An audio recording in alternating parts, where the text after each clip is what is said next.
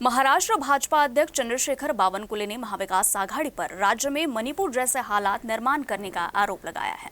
बावनकुले ने कहा कि शरद पवार ने कहा था कि राज्य में मणिपुर जैसे हालात बन सकते हैं।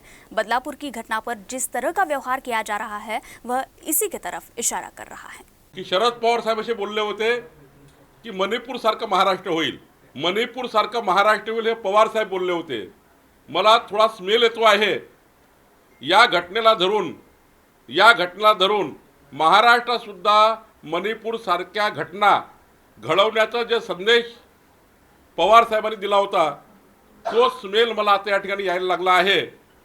पण महाराष्ट्राची जनता ही कधीच या गोष्टीला थारा देणार नाही।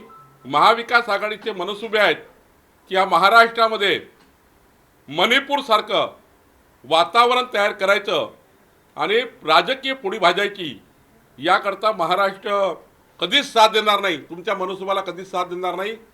मी या गोष्टीचा मी कालही सांगितलं, महाराष्ट्र बंद कशा करता करा, एखाद्या दुसऱ्या विषयाकरता करायचा असेल तर पुष्कळ विषय महाराष्ट्रामध्ये आहे, पण अशा घटनेचा आधार घेऊन महाराष्ट्र बंद करणे हे काही या महाराष्ट्राला शोभण्यालायक नाही आहे असं मला वाटतं। महाराष्ट्राचा महाविकास आघाडीचे नेते गलिच्छ राजकारण करतायत।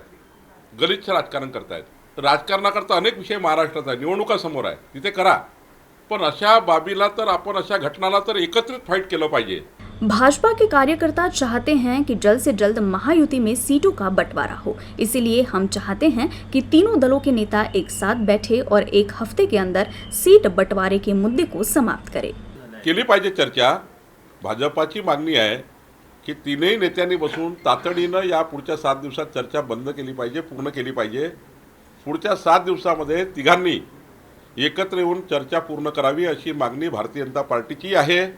कारण आता खूप काळ नाही आहे निवडणुकीला, शेवटी तिने मिळून आम्ही महायुतीत लढतो आहे।